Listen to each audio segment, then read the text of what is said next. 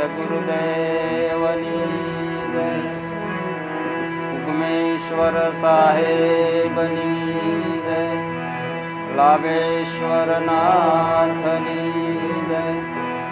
રામાપીરની જય. રવજીરામ બાપાની જય.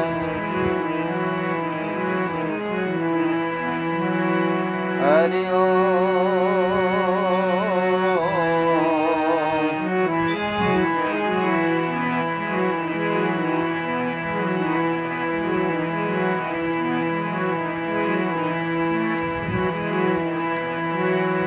દુર્લભ મનુષ્ય દેહો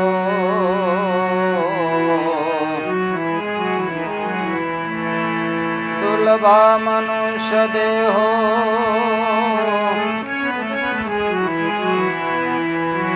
દુર્લભ તત્વદર્શનમ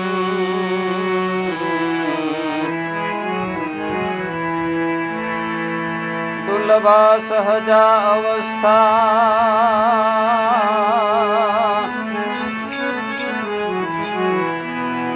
સદગુરુ હે કૃપા વિના.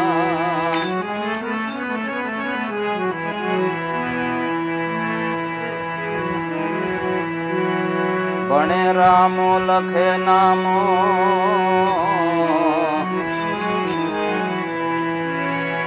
ભણે રામો લખે નામો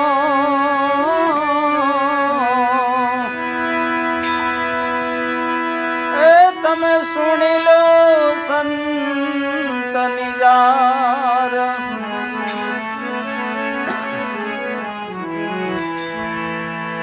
આવી અમર વસ્તુ જો હાથ આવે તો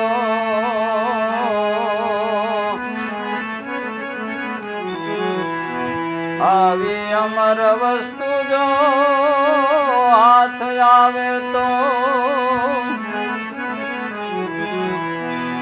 તમે કા ભૂલો સંસાર.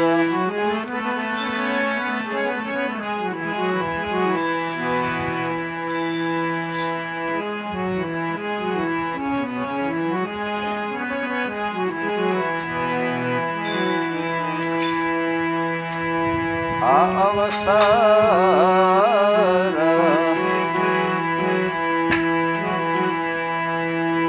તને મળ્યો મનવા પરખી લેની પદ અમૂલ.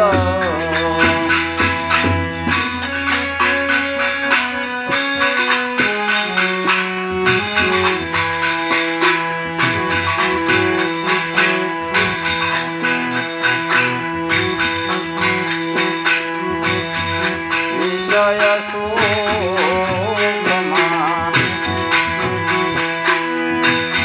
ખોટો મોયો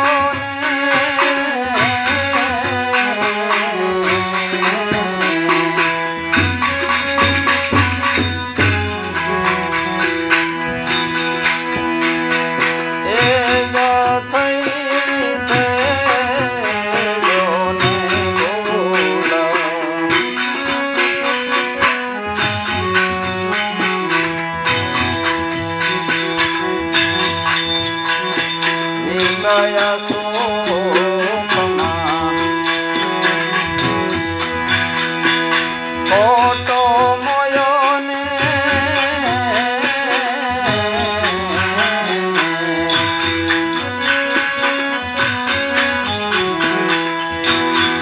એ જ થઈ છે યોને બોલો.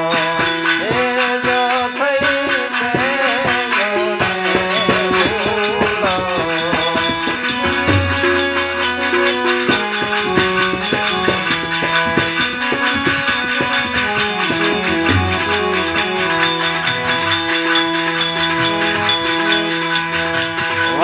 વનસતાય ને એ વાર નહીં લાગે.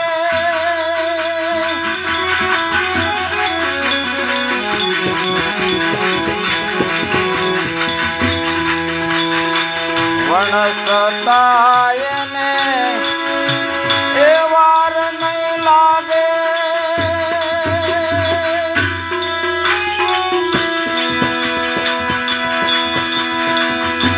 એ કરમાઈ જાય જો ને ભૂલો.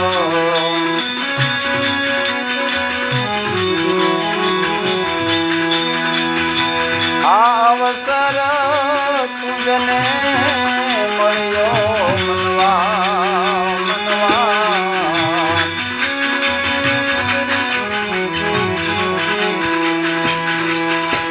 આ અવસર એ તુજને મળ્યો મનવા.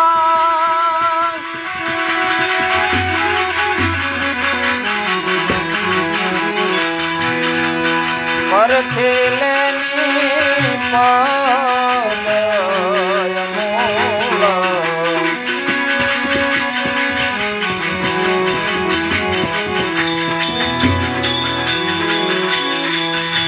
મનુષ્ય દેહ એ હીરા પદાર્થ મોંઘાય ના જો ને મૂલ.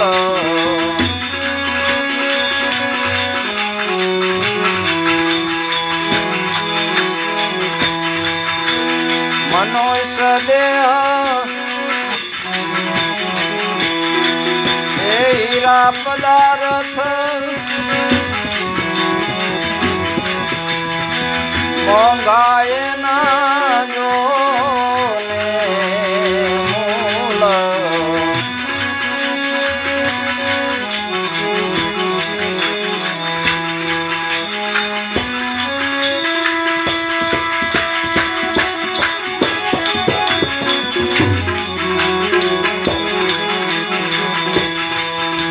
સદગુરુની એ સમજણ વિના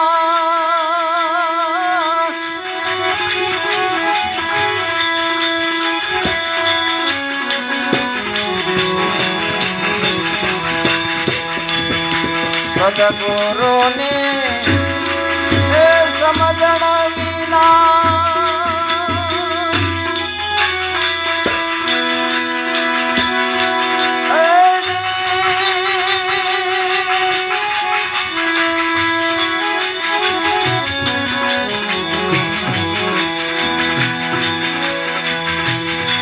કેસર મળી ગયું ને ધૂળ.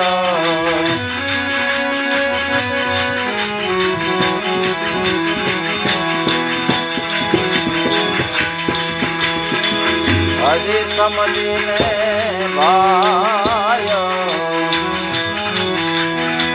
સદગુરુ સેવી લેતો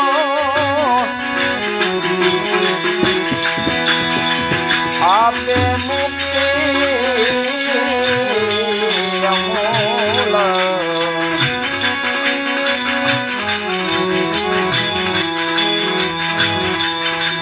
તેજે ભાઈ એ નિજાનંદમાં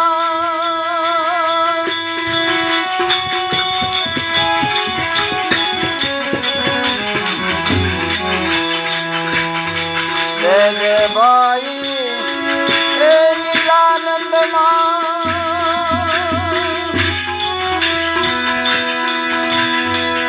એ ભાઈ માના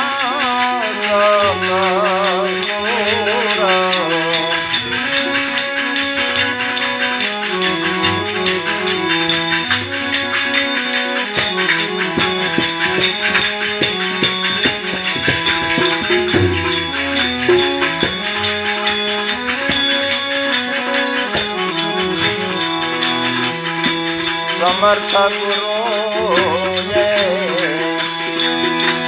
કૃપા કરીને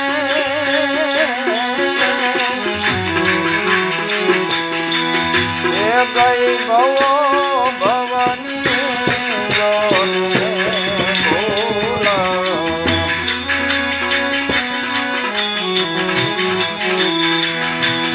સમર્થ ગુરુએ કૃપા કરીને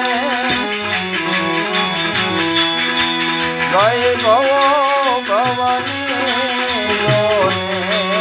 ભૂલ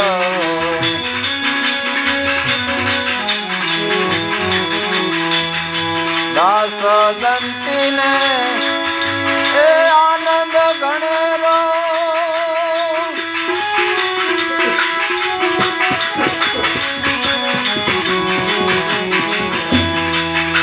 દાસ દંતીને એ આનંદ ગણેરો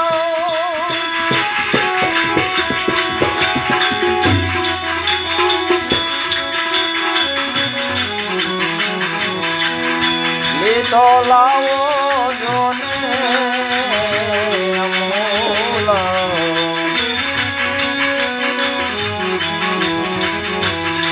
આ અવસર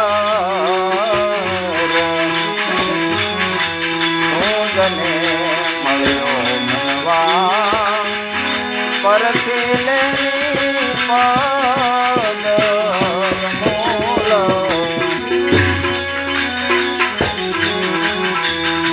આ અવસર એ તુજને મળ્યો મનવા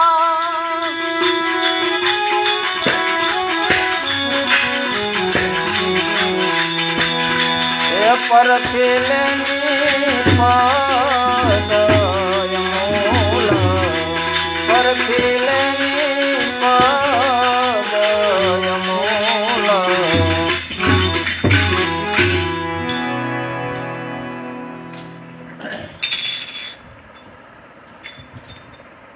આ અવસર તુંજને મળ્યો મનવા પરખી લેની પદ અમૂલ.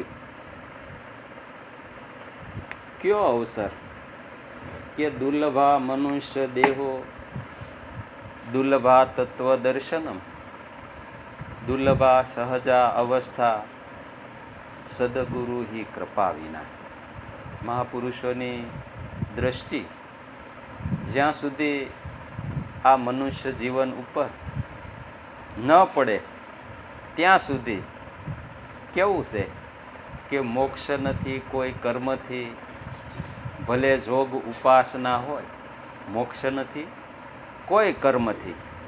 કદાચ ગમે એવું કર્મ કરો, કર્મ કયું કે ભક્તિ યોગ સાધવા માટે કદાચ દાઢી વધારે, જટા વધારે, ભગવા કપડાં પહેરી લે, ડોકમાં 2-5 માળા નાખી દે, તિલક કરી લે, ઉઘાડા પગે હાલે,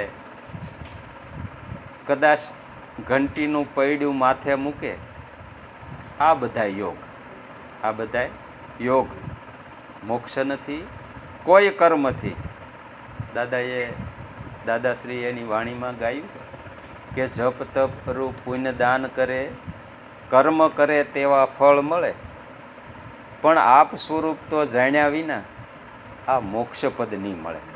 આપ સ્વરૂપ, આ નિજ પોતાનું, નિજ એટલે પોતે પોતાના સ્વરૂપને ન જાણે ત્યાં સુધી કદાચ આપણે મોક્ષની ગમે એવી વાતો કરીએ પણ એ પ્રાપ્ત થવામાં કેવું છે કે મોક્ષ નથી કોઈ કર્મથી, ભલે જોગ ઉપાસના હોય, પણ સદગુરુના બ્રહ્મ ઉપદેશ વિના મોક્ષપદ પામે ન કોઈ.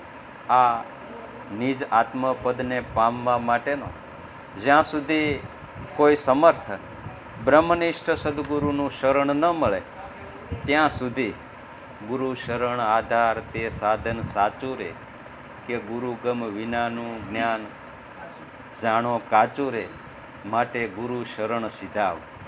ગુરુ શરણે જઈને પ્રાણી પકડ એક આધાર. શેનો આધાર? કબીર સાહેબે એનું વર્ણન કરતા એમ કીધું કે આધાર શેનો? કે કર શ્વાસ કી સુમિરની અજંપા કો જપ જાપ, પરમ તત્વ કો ધ્યાન ધર, જે સોહમ આપો આપ. સોહમ પરોવી પવન મેં બાંધી મેળ સુમેળ, બ્રહ્મગાંઠ હૃદયે ધરો, ઈસુબિદ માલા ફેર. तो माला है निज श्वास की। आ आधार माला है निज श्वास की, जो फेरेगा कोई दास तो 84 ભટકે નહીં અને કટે કર્મ કો ફાસ। આ આધાર એટલે હે મનવા તું પરખી લે આ પદ અમૂલ। કબીર સાહેબે જે નિરંજન અખંડ માળાનું જે વર્ણન કર્યું છે એ આધાર પકડી લે। ગુરુ શરણ આધાર તે સાધન સાચું રે।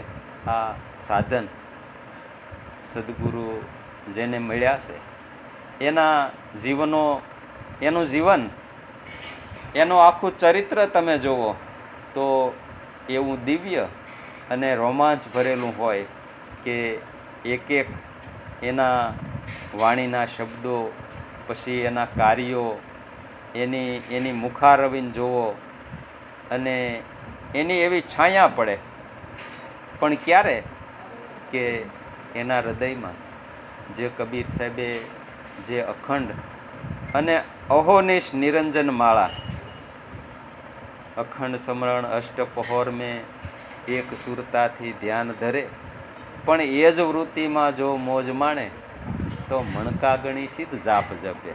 આવું અખંડ સમરણ કે આ મનુષ્ય દેહ 5 તત્વનો બનેલો છે અને એ 5 તત્વના ઘાટમાં 5 તત્વ કા દેવળ બન્યા તામે હે 10 દ્વારા, પણ નવ દરવાજે તો એની નોબતું વાગે 10મે મોલ દીદારા।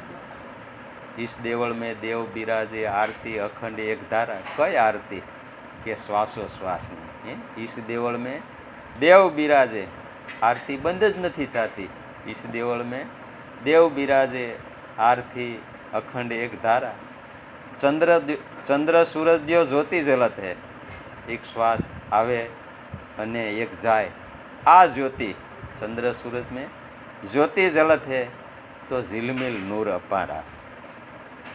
આવી દ્રષ્ટિ, આવું શબ્દનું જે લક્ષ્ય લાગે તો મોક્ષ નથી આકાશમાં, મોક્ષ નથી પાતાળમાં, પણ જબ મન કી મમતા મટે તો મોક્ષ હે પાસ। મોક્ષ કાંઈ દૂર નથી, પણ મહાપુરુષના શરણનો, એના શબ્દનો, એ શબ્દ બને દીધો સાહેબજીએ અલેકીએ લીધો લગ્ન કરી।